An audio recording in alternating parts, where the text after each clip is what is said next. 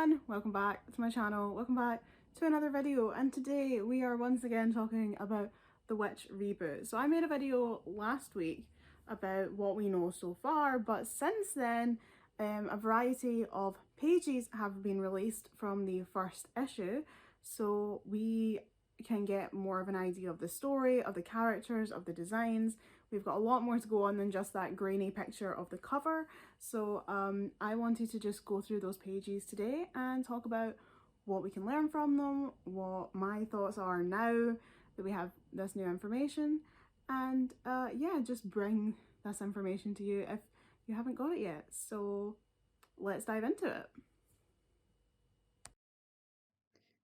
Okay, so there have been 8 pages released, 4 double pages. They've got, well, some of them have got the page numbers on them, so you can see these are 2 and 3, and I think I've got them in the right order from what I can tell. So I think what's best is to just go through, read all of it, and then go back and we can like break down each like panel individually and talk about them. So most of these pages, 2 of them have been translated into English, the other 6 are in French, but I will translate them for you. Let's start up in the corner and just go through. So this character here is Elion. We now know for sure that the 6th character from that original grainy cover photo, the one with the white hair, is in fact Elion. We know this for a fact now. So here we have Elion, and it says, she waited for the magic wall.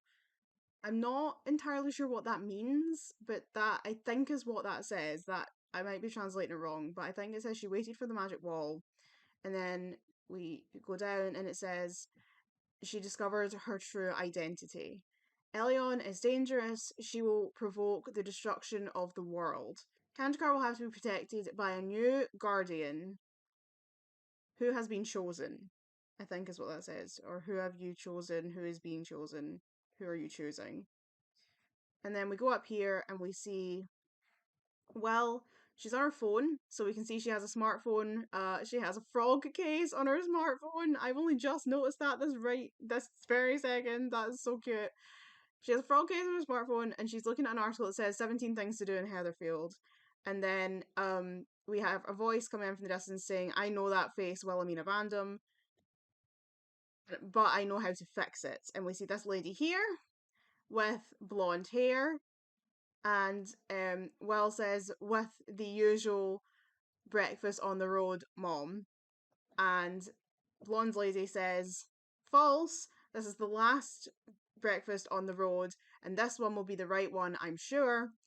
To which Will replies, Copernic, play the gallery, this will be the right one, I'm sure. This will be the right one by Susan. So let's look at what we have here. So over here on the left, obviously, we have some information about Elion. So we see here that Elion is in like a bookshop. Obviously, the bookshop was a really important part of the original comic book, Cedric's bookshop. She discovers a book. There's some kind of black, like glitter, dust, black sand, perhaps, coming out of this book and into Elion, and it says here this thing obviously smashed, and Elion discovered her true identity. So obviously we know from the original comics that Elion was raised on Earth. She believed she was from Earth. She believed she was a regular teenager. She was not. She was actually the heir to the throne of another world, another dimension called Metamur or Meridian, and she actually had powers. She was like the light of Meridian, and her brother was Phobos. He was the evil tyrant, but she was supposed to be on the throne. And she found that out in the very first issue from Phobos's henchman Cedric. So here she seems to be finding out. We obviously don't know for definite yet if that's still her background, if she is still a princess from Meridian, if any of that is still true. But we do know that she obviously thought one thing about her life, and now she's discovering that she does have another identity, that there's something else going on there, that there's more to her than she thought, the same way that there was in the original series.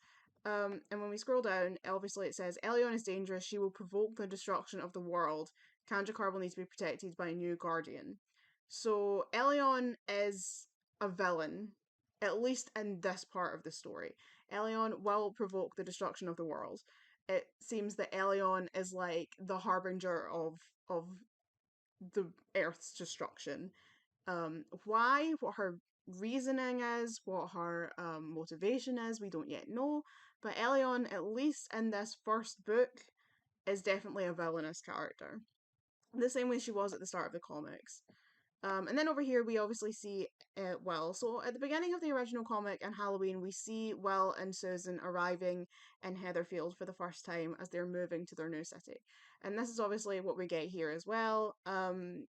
Will is looking up things to do in Heatherfield, so they're obviously arriving in Heatherfield. We can see out of this window that there's a camper van, which we can assume is theirs because for whatever reason they've been on the road for a while. Um, Will's talking about having like the usual breakfast on the road, so they've obviously been on the road for some time at this point for whatever reason. Will has her her phone case. It looks like a frog. I love it. But yeah, Susan is definitely an interesting one. So this is obviously Will's mother, Susan Vandam. Now Susan in the original let's take a look at her, okay?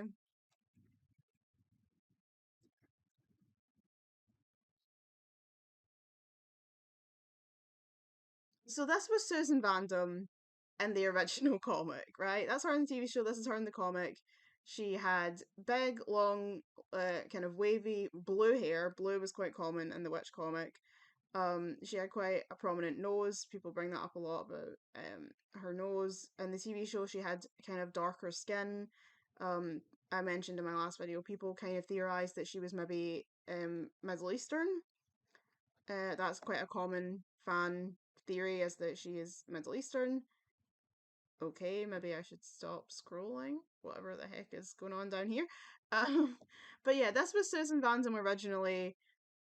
She did not look anything like this. This is a very different look of Susan. I don't really know what the logic was, why they've changed her hair to being blonde from blue. It's not as if blue hair doesn't exist in this comic because Halen has blue hair, or at least bluish black hair. But whatever, for whatever reason, Susan Vandam now looks like this. But what we can see is that it still looks as if Will and her mother have a bit of a fraught relationship, which was true in the original comic. We can see here that like Will doesn't seem particularly interested in this breakfast. Susan's trying to like make it sound exciting, and she's like, "I've definitely got the right one this time." But Will's like, she's asking Copernic, which I'm assuming is like Siri. She's saying like play Susan, play This Will Be the Right One by Susan. She's saying like, you say that to me all the time. And Susan's like got a question mark. So there's obviously something going on here. This relationship is a bit difficult by the looks of it, the same way that it was in the original comic. Okay, so these are pages 11 and 12, and we can see that Will has arrived at her new school. Whether or not it's called Sheffield, we don't know yet. But we see she's standing at this statue, and she says, maybe this is not the right statue. How many statues can there be at a school? Um, and then these two girls walk past, and one of them says, so who do you think filled the library with sand? And this girl replies, no idea, but I love it. The teachers postponed our interview. And then Will walks off saying, okay, she's definitely not coming anymore. Down here, she says, she's like walking across the sports field by the looks of it, and she says, another memorable day in the life of. And then she's cut off by someone yelling, ball, and she gets hit in the face with a football. Over here, we meet Cornelia and Irma. This version of Cornelia and Irma. And Irma yells, Coach, Tarani killed a girl. And this girl here yells, I'll go and get the ice pack. Stay with her. So Cornelia says, are you okay? And Irma says, you're a star. And Will goes, really? And she goes, you're the first person in the world to stop a shot from Tarani. And then Tarani, as we can see here, says she didn't stop it. Or she says something along the lines of like, she took it to the face. She didn't stop it. As in like she didn't do anything. She just got hit in the face. And we see this is the bottom half of Tarani, who is clearly really good at football in this universe. And so again, let's break this down. So Will's at her new school. She was obviously meant to be meeting someone by this statue, but she says that the person wasn't going to show up.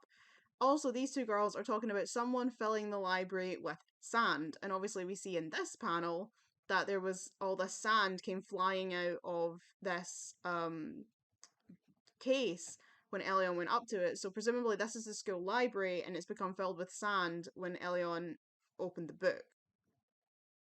And then down here, Will's like kind of just trotting along. She's listening to her music. She's got her headphones in. And Tarani kicks a football and it whacks off of Will's face. And Cornelia and Irma come over to check if she's okay. Irma, being her usual self by the looks of it, is like laughing and she's like, "You're the first person that's ever stopped a shot from Tarani." Cornelia seems to be like worried. So that kind of similar to their personalities, where like Cornelia was usually like the kind of concerned friend that was like would look out for you, the kind of serious, grounded one, and Irma's like the jokey, playful one. And then down here, obviously, we see that Tarani, for whatever reason, is like a kind of more grumpy sports girl, and we'll get to see that a bit more in the next panel. She seems to be kind of annoyed. Like, Irma's like, "Oh, you stopped a shot," and she's like, she didn't stop it, she took it to the face. So, like, for whatever reason, Tarani seems to be a bit of a grump, and at least this early on in the story, and I'm not sure how I feel about that. I don't so far, I'm not feeling the way that they've characterized Tarani. I realize we have very little to go on so far, but at the moment, I'm not feeling it personally. But let's talk about the character's design here, because I think Irma is probably the best design of the new version. Like I said in my first video, it looked as if they've darkened her skin tone.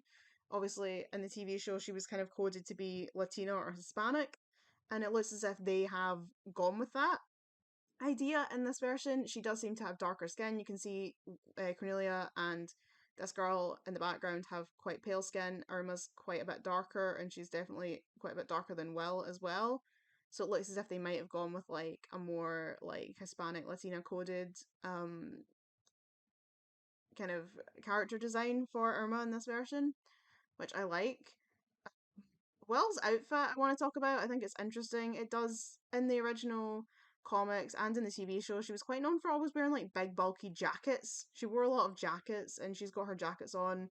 She's wearing what looks to be like turned up jeans, which is a fashion statement I will never understand, but whatever, you do you. And she's wearing what looks to be a plaid shirt, which, I mean, this is the most like lesbian outfit I've ever seen. So like, I know my lesbian friends, and this is like the quintessential lesbian look, plaid shirt, like very baggy jeans with turned up cuffs, big jacket.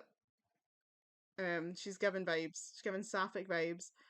And we can't really say anything about what Cornelia and Irma are wearing here because they're clearly in their gym clothes, so it's kind of hard to make any judgments about their fashion choices here because they are dressed for PE. But we'll go over to the next page now. Also, quite nice that we've got what seems to be like a girl in a hijab here. I like that. That's nice. Just nice to see a hijabi girl in this. So this page has already been translated. Someone translated this into English. I don't know how accurate their translation is, but I think I think it is from what I've seen. I think this is an accurate translation. So up here we obviously have, I don't know what page this is, we don't have a page number, but this seems to be a bit further on in the book, and it seems to be kind of when everyone finds out that Elion is up to some shit. So let's have a look. So over here in the corner we have Irma and Cornelia, and Irma says, "You were right, some problems are better left unshared," and Cornelia says, "Elion, what are you talking about?" Helen here is definitely the cutest. Look at her hair, we will talk about this in a minute. Something scientifically impossible, two worlds can't occupy the same space. And Tarani, once again being a grump, says, "And I can't occupy the same space as you, this club doesn't make any sense." So then we have Elion here, and she says, "This sand, it doesn't either, Tarani, but here it is." And she's obviously like controlling sand. She's like making the sand move around using her powers that she must have. And we get this panel here that reminds me so much of the panel from Halloween where the girls are first like shown the Heart of Kandahar by Yan Lin, and they're all sitting around the table and like they're all looking at it with these looks of shock. It's a very similar image to the one from the first issue, which I like. I like the little shout out there. And they're all like, "Elion," and Will says, "What's going on?" And Elion says, "Come with me."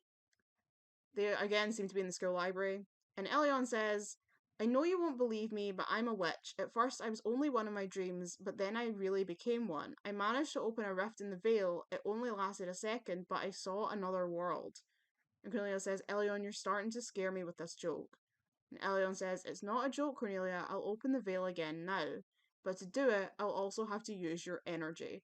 And you can see that if you look really closely, you can see that Elion's got like a smile on her face. Her like eyebrows are like furrowed. She's like evil smirk, and she's drawing energy from the girls to open a rift in the veil. And I think in the other panels where it says the wall, I think it means veil. Like I think that's what that is meaning. The veil between worlds, the wall between worlds.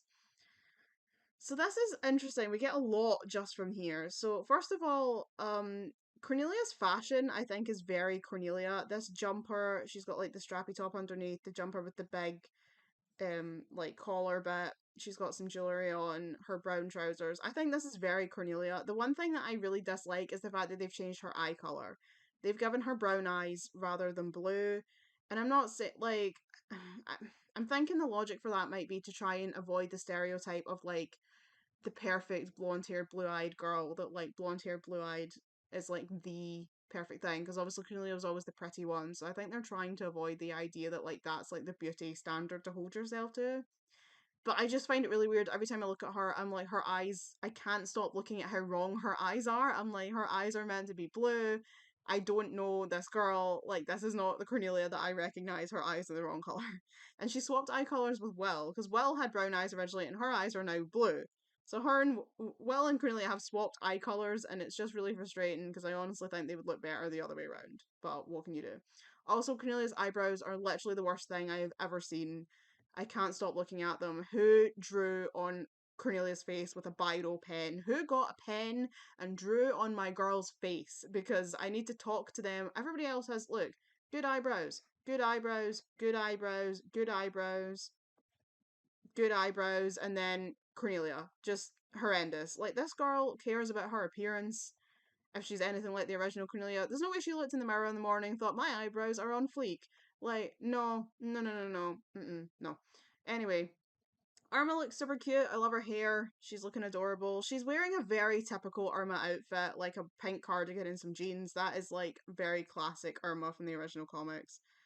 Helen does still look like she's wearing a wedding dress, but I'm pretty sure it's a Chinese garb. Although it does look like she might be wearing dungarees. Just judging by like this here, these straps, she might be wearing dungarees and a shirt. So I mean, I'm not a big fan of dungarees personally. Actually no. Now that I look closer, I think that is exactly what she's wearing. She's wearing dungarees over a white shirt and some pink trainers. I don't like dungarees, so I'm judging, but you know, that's a me thing. But her hair is absolutely adorable. It turns out she does have pigtails. She has pink dye in her hair. She has little alien clips in her pleats. I actually think she looks absolutely adorable. I love Helen's design. It is a win. Tarani, like I say, I really don't like the fact that she seems to have a real attitude problem. That's not the Tarani I know. I recognize Tarani as the peacekeeper, the calm one, the methodical one, the one who really, like, keeps the other girls in check, the one who held everyone together when Cornelia, like, locked herself in the room with Flower Caleb. Tarani was the one that was, preventing the team from completely shattering apart. Obviously, she does have a temper. If you push her, you change her eyesight without getting her permission, she's going to get angry. But she was always calm and like level headed, I thought. So this one that's just like, I can't occupy the same space as you. This club doesn't make any sense. I'm just getting bad vibes. But obviously, like, it might just be these particular pages don't reflect well on her. But at the moment, I'm really hoping this isn't the attitude they're giving Tarani, because that's not the Tarani cook that I know. And I'm not sure I like the idea of the aggressive one in the group being the black girl, because that plays into the stereotype of like aggressive black women, loud, angry black women. Um, but we'll see. We'll see. We'll see how it pans out. I love Elion's outfit. It's so cute. Like the skirt, the top, the scarf. Everything about this. I'm living for Elion's outfit. It's adorable. It's so good. Such a good outfit. Her hair is a choice. I'm absolutely missing Elion's hair was so iconic, like the pigtails with the rings at the bottom was just iconic. But this girl looks really cute, but she doesn't look anything like Elion. Like, if you had showed that picture to me and said, "Who do you think that is?" I would have been like, "I don't bloody know who that is. I've never seen this girl before in my life." She could walk past me in the street and I wouldn't know a thing. But she's apparently Elion Brown. Um, or Elion someone. I don't know. Portrait, no one, we don't know. But probably Portrait if they were going to pick anything, because I'm reading a French copy here. Um, but she says here about how she controls the sand, and we'll get on to that.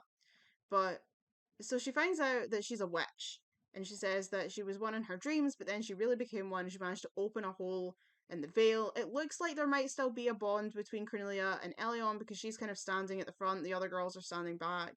But Cornelia's kind of like standing, and she's like, "Elion, what are you talking about? You're starting to scare me with this joke." Like, she seems to be closer to Elion and be really concerned about what's going on. And then Elion just turns around and just starts like crippling her friends by using all their energy.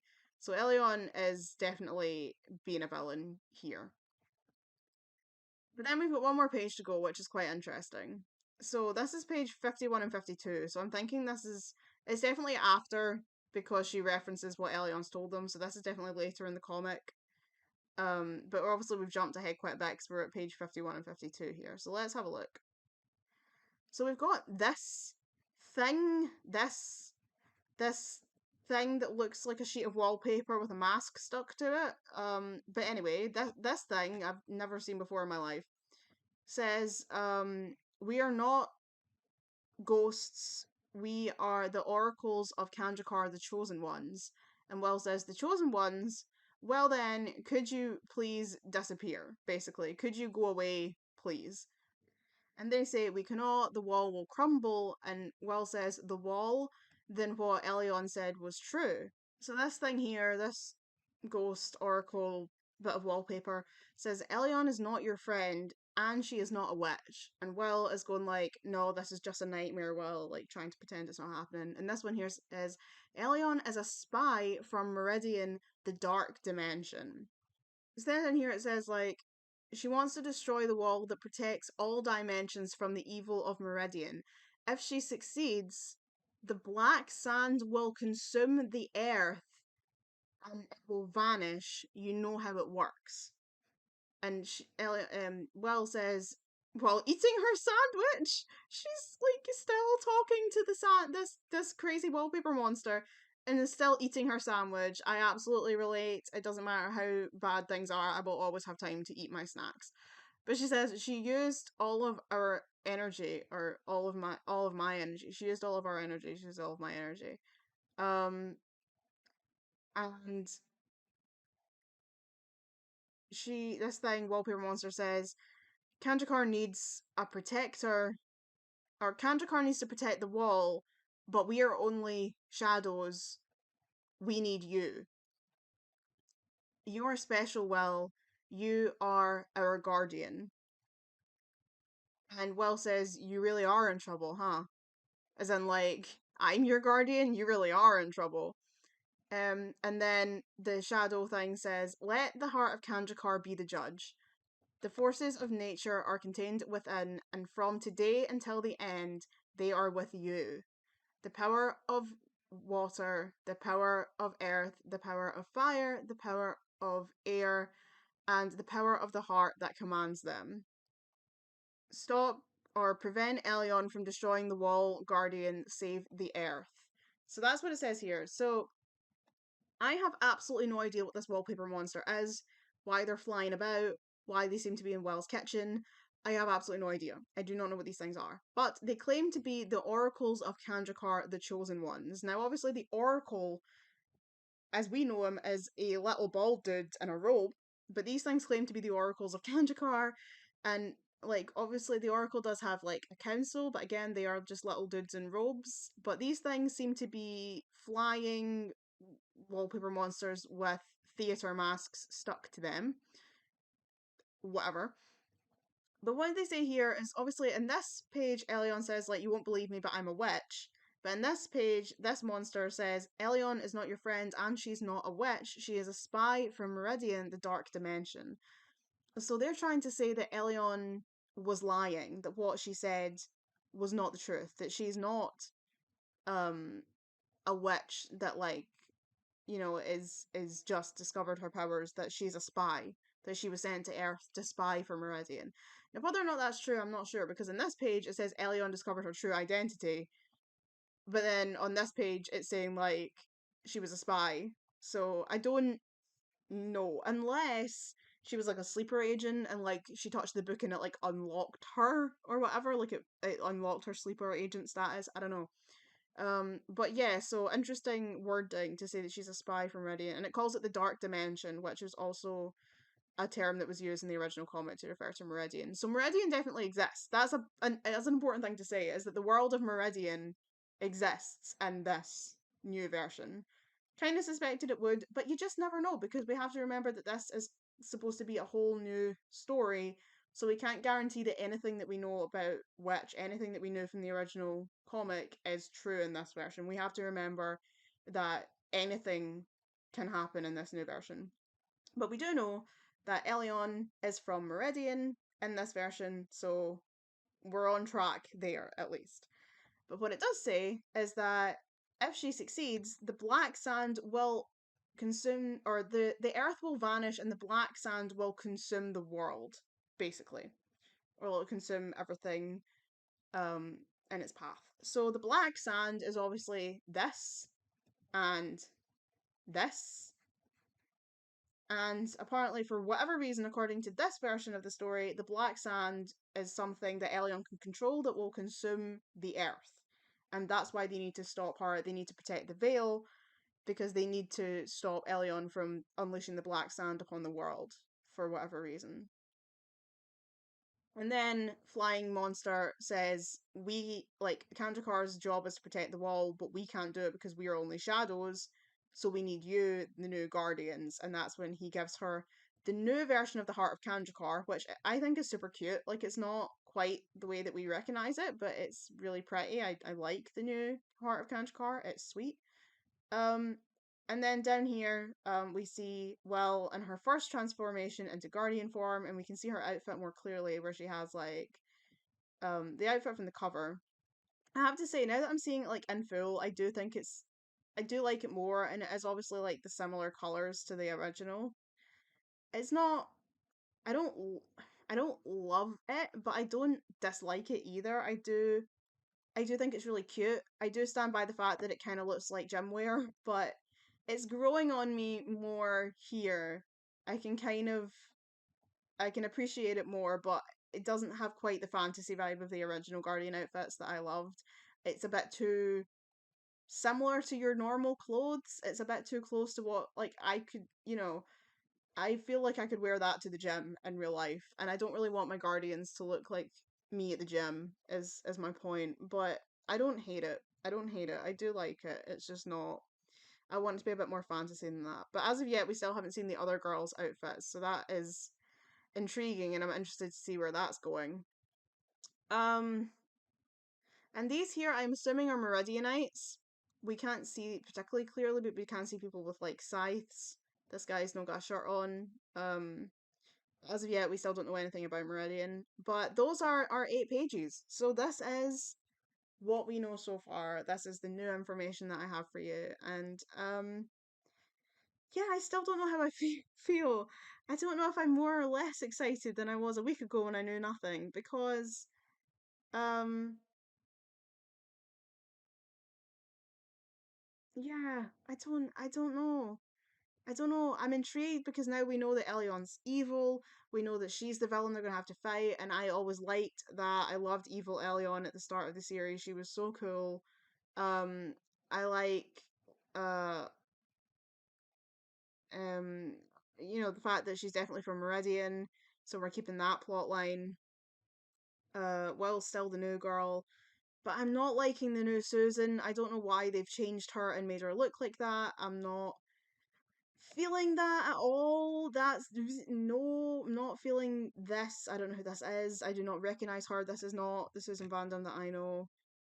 I'm not feeling Tarani's new aggressive, sporty girl personality. She kind of comes across like a bit like She feels like the school bully that would deliberately kick a football at your head. Like that's I don't know if this was intentional, but like it gives that vibe and I'm not liking it. I preferred shy, peaceful Tarani. Um so far we don't really know much about the other girls. Halen has literally had one line and well, it's like two sentences so far. But she looks adorable. Um, Cornelia looks like she's still kind of like the caring, concerned friend because obviously here we see that she's concerned about Will getting hit in the face, and then here, she's concerned about Elion. So I like that. Irma still seems to be the kind of jokey friend one. You know, she's like kind of like making jokes with like a sweat drop in her head. Um, Will still seems to be like kind of nervous and like insecure about herself. So apart from Tarani, the girls all feel like themselves. Tarani's the only one that I'm like, I don't recognize this personality. The rest of them all feel like themselves, at least so far. Um, yeah, so I don't know. I'm still cautiously optimistic and intrigued. What I've been saying all along is that ultimately it doesn't really matter. If it's bad, it's bad. We just all can pretend we never saw it. But if it's good, then we get a new witch story, and that's a good thing, you know? I don't recognize the Charmed reboot ever happened, and it's not important, you know? It exists, and I just don't acknowledge its existence. It's fine. It doesn't detract. It doesn't make the original series any worse. You know, I don't watch Charmed now and thank God this series was ruined by its reboot. It's not, because I don't care, because it's two different universes. And it's the same with this. It's like, if this comes out and we don't like it, then we don't like it. It's not really a big deal if we don't like it. If it's not for you, it's not for you. It doesn't do anything to destroy the original series or the TV show or any other interpretation of Witch. It's just not for you. It's just a new version. So yeah, no, I'm still looking forward to seeing more. I'm intrigued to see what else we find out. I'm intrigued to see what the plot is. Yeah, I'm looking forward to October and getting to find out more. So yeah, thank you for joining me today. I hope you've enjoyed getting to see these pages and going through it and breaking it down with me. And I'll catch you in whatever I post next. Possibly new reboot news, possibly not. We'll see if anything else comes out after I post this video because it would not surprise me. But until then, thank you for watching and I'll catch you later.